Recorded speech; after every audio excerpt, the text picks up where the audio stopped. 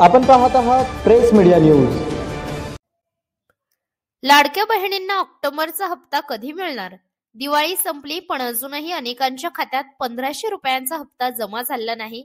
यावरून बहिणींमध्ये नाराजी वाढली असतानाच आता मोठी माहिती समोर आली आहे। नोव्हेंबरच्या पहिल्याच आठवड्यात लाडक्या बहिणींच्या खात्यात हप्ता जमा होण्याची शक्यता आहे। अधिकृत घोषणा अजून झालेली नसली तरी विभागाकडून तयारी पूर्ण असल्याचं कळतंय। राज्यात निवडणुका जाहीर होण्याची शक्यता असल्याने आचारसंहितेपूर्वीच हा हप्ता देण्याची घाई प्रशासनात दिसतीये।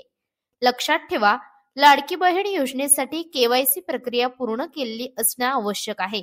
ती सध्या थांबली असली तरी लवकरच पुन्हा सुरू होणार आहे। म्हणूनच बहिणींनो, थोडं थांबा। ऑक्टोबरचा 1500 रुपयांचा हप्ता पुढच्या आठवड्यात येण्याची जोरदार शक्यता आहे।